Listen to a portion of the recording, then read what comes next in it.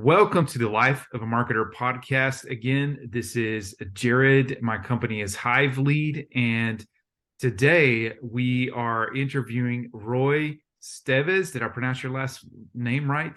Roy? No, it's Steve's. No? It's like Oh, Stevens without an N. It's super easy. Yeah. Steve. Okay. Sorry, Roy. I should have asked that before we started. But Roy is owner of an agency, and he works with e-com businesses, helping them do their marketing. Mhm. So, Roy, I'm going to let you introduce yourself. Tell us about who you are and what it is that you do. Sure. My background comes from being an e-commerce operator. So I was a developer before I was ever a marketer. And I had the opportunity to transition into marketing when I was working for an e-commerce site that wasn't really doing anything with what was called Google AdWords at the time.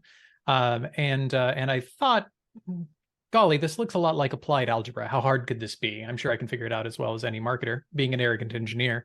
Luckily, I was right, and we added 30% of the business in that first year. That got me a bit longer leash from my bosses at the time. And so I was able to program during the day and teach myself a new marketing channel during the evenings. And over the course of 2 years, we doubled the business from about a team of 19 or 20 to a team of about 40. And I transitioned from engineer to eventually CMO. That caused enough of a disruption in the vertical we were in that we were acquired by a national brick and mortar chain.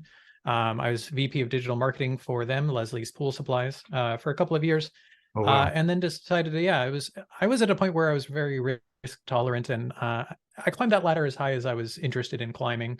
Got the lay of the land at the top of that particular ladder, and decided that private equity backed corporate America wasn't the right home for me. And so I jumped ship.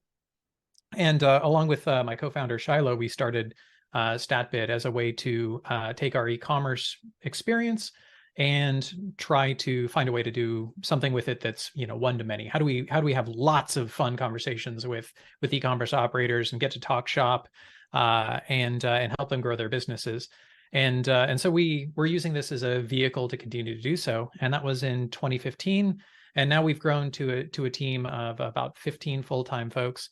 And we continue to focus on e-commerce businesses, both managing paid search, which is where we started, but also SEO. So we're trying to cover the combined landscape of search marketing for e-commerce businesses.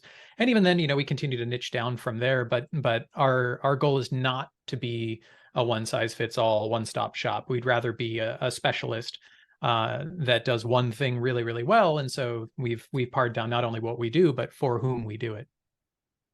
Awesome. Awesome. Awesome. Very good. Thanks for telling us that. I appreciate it.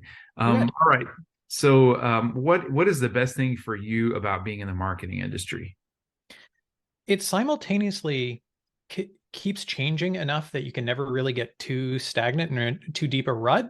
But at the same time, there's this continuity. There's this flatness in the environment of what everyone's doing and how everyone's behaving.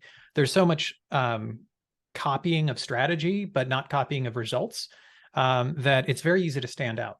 And so I really enjoy the process of taking a look at any given challenge. How do we break into this category within search space, or how do we stand out from our competitors on social media? Whatever the problem is you're looking at, there's usually some kind of way to look at it sideways and glean some other insight from the data that you're getting, and being able to use that to improve performance is always fun, or at least mix things up.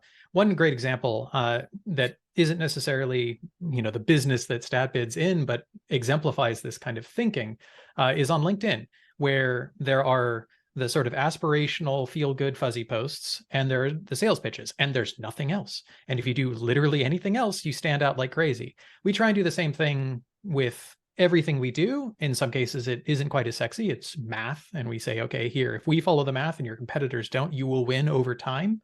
Is a very common kind of approach for us. So the reason that that's so satisfying is because the marketing industry has this weird combination of constant change and homogenous response to it. So it makes for an entertaining environment to solve puzzles.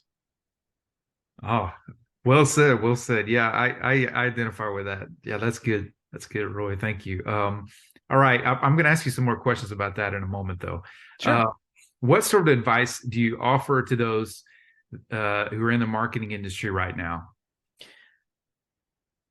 Don't just look at your data the same way everyone else is looking at theirs. Here's an example that captures the kind of thought process. It's not within marketing, but spreadsheets are spreadsheets, right? So every marketer who hears this is going to be able to relate to it in some way. In retail, you can either sell your own inventory or you can sell inventory from a distributor that then ships it directly to someone that's direct to consumer, but it's also drop shipping. So imagine you have a dropship vendor that's sending you an inventory sheet every day so that you know whether or not you can sell SKU 1, SKU 2, or 3 to your customers, knowing that that distributor is going to have inventory to ship it. Perfectly normal. The inventory is not too sensitive for that distributor because it's just a snapshot. What you can glean from that actually is not just take the data in that single spreadsheet, but then you start storing those spreadsheets and track the changes over time. And all of a sudden you can see when they get replenished as that inventory spikes up, and then it'll gradually come down. And the slope of that decline in inventory tells you how many units your competitors are selling through. So there are these little halos around any given piece of data that can give you context, that can hint about what might be hiding behind that data. What kind of shadowy forms can you make out that people aren't necessarily focusing on because they're just looking at that data and just what that data measures and not necessarily the implications of that data. So the advice basically boils down to don't just do the work, understand how those pieces fit together. And once you Yeah, start to understand those pieces of the plumbing, you're going to be able to make the entire machine run more smoothly. yeah. So how do you get better at that? That's Mm-hmm. something that I really, because I've been in doing ads for 13 years, and this is something that this I've come to the same conclusion. There are things like to give you an example, like today I was looking at I'm running at some YouTube ads for a friend. He sells blinds, so he Okay. has window treatments. And we had a couple of different audiences, Mm-hmm. and the campaign is just not working. And I was looking at it really closely, Mm-hmm. and I realized that after having looked at it and looked at it and looked at it, that the that it must be that Google is, because there are two kinds of blinds companies. You can order blinds, and then Mm-hmm. there are the local blinds companies that come and they do custom blinds and they do window treatments. And I realized in those two ad groups that were getting all the traffic that they're Google's mixing those two together, and that's Yeah. why we're not getting any conversions. But it Yeah. took me like forever to figure that out and to think about it. How do you have like any, like, other than just looking at it and thinking critically, do you have Mm-hmm. some procedures or processes that you can tell us about that help with that? Sure. Yeah, absolutely. So what you're doing in that case is you've identified some heterogeneity within the sample. You've identified that I've got a bucket of people and they are not all the same to one another. This ends up being fractally true. Like no matter what group of people you have, they're, like you could have a group of PhDs and 3 of them are probably still an idiot. Like it doesn't matter what the sample is, it's always going to have variability within it. So what you're running into is not a matter of whether you can measure that. We have ridiculous data. Past generations would salivate over the amount of data that we have. What we run into is statistical significance. And I have met a single digit number of marketers that remember any of their high school stats, let alone anything more significant than that. So let's just assume that we can't all go back and relearn stats correctly. What we need to do is come up with reasonable guidelines that help us understand whether or not we are screwing up or not. And for me, that involves backing down to the arithmetic of the situation. So in your case, if you have a huge audience, if you're talking tens of thousands of clicks coming off of these ads and millions of impressions on the video, then you can take those numbers fairly literally. And from there, you could say, okay, well, I'm getting this kind of click-through rate. I'm paying this much for the audience. Therefore, in order to break even, I'm going to need to see this conversion rate on Mhm. whatever the valuable action is. In my world, that's always a purchase. Maybe it's an email sign up or a subscription, but usually it's a purchase, I'll say. And so if you find that conversion rate needs to be 7%, and your site actually converts at 3%, you know you're going to be off by a factor of 2. Your ROAS is going to be wrong, or cost of sale in my vernacular. You are going to spend more for that revenue than you can afford. Therefore, you should back off and consider another approach. Now, moving on to, okay, we have a problem. We need to change something about this. Do we just shut the campaign down or not? That's when we have to come back to those sample sizes. If the campaign is only spending, $500 a month or something like that, the odds are that the audience is just not large enough to further subdivide.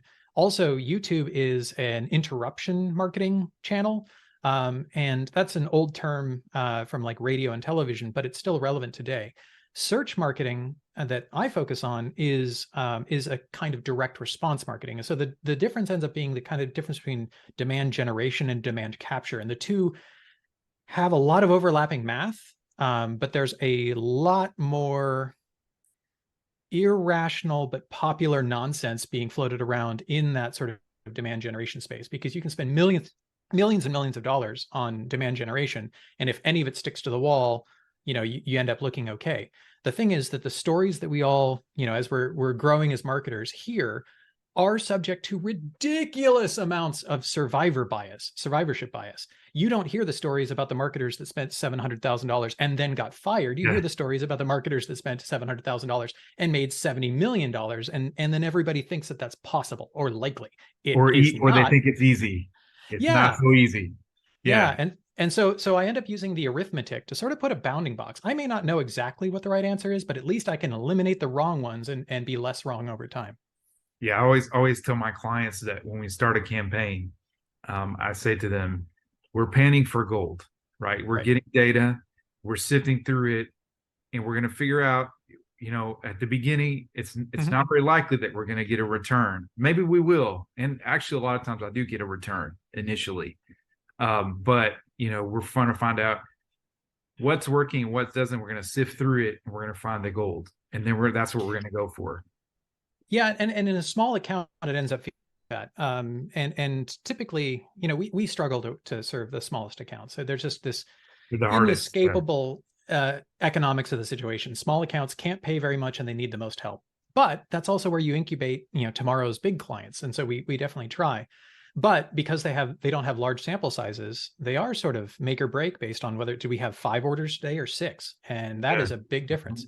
When you get up to sort of the SMB, maybe between 1 and 100 million in annual revenue kind of space that we focus on, some of that smooths out a little bit. And in that case, we actually try to unprogram that, looking for gold nuggets kind of thinking, and try and get clients to think more about reinvestment flywheels. Once again, pointing to my don't spend, reinvest sign here. And the reason for that is you want the more of a reinvestment flywheel you can build. It's kind of like watching a larger tire roll over a pothole. A bigger tire is going to have a smoother ride than a smaller tire going over the same pothole. And so you end up playing these averages. And if you're Nike, you're only playing the averages. It's just a curve. There's area under the curve. You don't have to worry about any of the noise.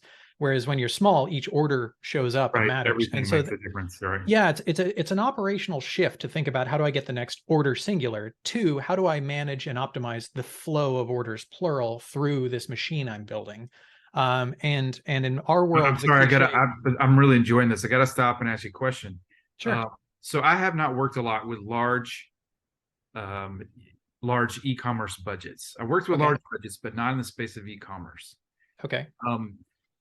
Do you find that as you're getting bigger, are you scaling more horizontally, as in, and for those of you who are listening and don't know what that is, that means that you're adding in different ad mediums, or do you find you're scaling more vertically, or maybe a combination? Because I know that it's going to be, in the case of, if it's not e-commerce, it's going to be both. You have to do both and do them at the same time well if you want to scale. But what is e-commerce different from that from you, or is that similar when you start to get these big budgets? Yeah, so we shy away from enterprise, so the over 100 million weight class, because they almost always need something custom built for their environment, and that starts to resemble custom software, which is an admirable business I don't want to be in. And so we try and focus on a class of prospective client where our skills are most applicable, and so it ends up being in that mid market. As far as the way that StatBid grows, in terms of growing my business, not just my clients' businesses, we've tried to grow through the improvement of the workflow of our core competency. So we've actually shed offerings. So the short answer is we're trying to scale through specialization rather than diversification. Okay. I see. Yeah. So obviously that's the riskier option. So we have two offerings. We have paid search and we have SEO. But going from 1 to 2 is having a risk, let's say. That's assuming all the pillars of the business are equal in size and the like. But in rough approximation, adding that second channel is very, very impactful. Adding another channel only reduces your risk by a third. Adding another only reduces it by a fourth. And so there are diminishing returns as you add additional services that you need to specialize in. You also start to give up your specialization. Your messaging becomes more muddied, and you start to attract clients that are looking for a one all-in-one solution. And that is an understandable instinct. Managing partners is itself its own kind of lift. But it turns out that the kind of business that would plan to go with a one-stop shop is really looking for the kind of, hey, I just need to pass my classes kind of performance. If they can get B minuses across the board, they're happy. That's probably not the right fit for us because that's not how we think about the accounts. And so it ends up being sort of a philosophical alignment. How do the prospects want their business to grow, and how are they thinking about it, versus how are we positioned to think about it and how do we approach it?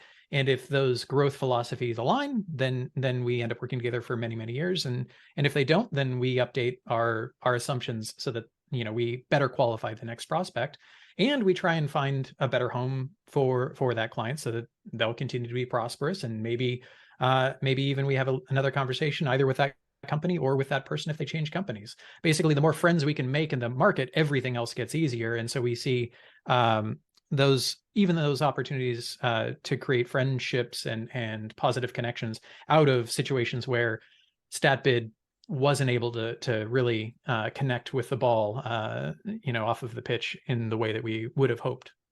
Right. Okay. Awesome. All right. So changing gears a little bit. I'm sure I could sit here and talk to you for a lot longer about all this, but sure. But we got to move on. This is a short podcast. So what are some other successful people in marketing like yourself that you'd like to acknowledge that you think should be on this podcast? Honestly, I think that Jason Zimmelman, who is our director of SEO, I know it sounds odd getting another voice from the same company, but I don't have that SEO background, and he actually came from another agency before. So he's in the same trenches that I am now, but comes from a totally different context. And that'd be an interesting conversation because the way that he's had to build that division within StatBid is different enough from how we built the paid side back in the day that it's like an entire different plot. Also, there are some folks who have gone through incredible arcs with their careers. Not all of them are service providers like StatBid, but rather operators. And I think those operators end up being where some of the most interesting conversations happen. I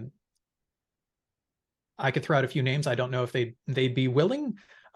So just throw it out there. Just tell us, come on, just tell us. Yeah. I would reach out to Nathan Decker at evo.com. I would consider Darren Baldwin from dungarees.com. Those are both folks that we've been working, in parallel tracks for the better part of a decade, and they are still they put a lot of time in one seat and grew that company in both of their cases considerably as an entrepreneur effectively, which is another kind of bravery and endurance that is definitely worth acknowledging, that doesn't get the same kind of mass market appeal that a rocket ship startup with a bunch of VC backers behind it might get. So those are the stories that I'm most interested in. All right. Awesome. Thanks for sharing that. We're definitely going to be looking them up, seeing if they want to come on the podcast. All right. One final question, just for fun. Tell me about the oldest technology you remember using. So I think the thing that comes to mind for me is a 1901 stereoscope.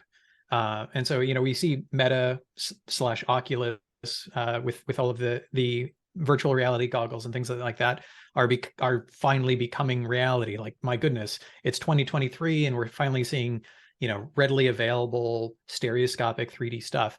And then when you pick up this wood and glass device from more than a century ago and realize, wait, they had 3D photographs then.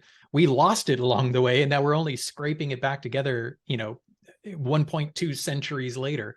I had my hands on this from an antique shop when I was in college, and I was studying computer graphics at the time. So the first thing I did was, even with a CRT monitor, I mounted the stereoscope to the front of it with not a small amount of duct tape and other pieces, armature, and managed to render a 3-dimensional animation from a 3D animation package, but in actual stereoscopic 3D, which for 2002 was a pretty fun little hack. But there was something deeply satisfying and almost steampunkish about using that relatively ancient piece of technology in what was kind of a sci-fi project at the time.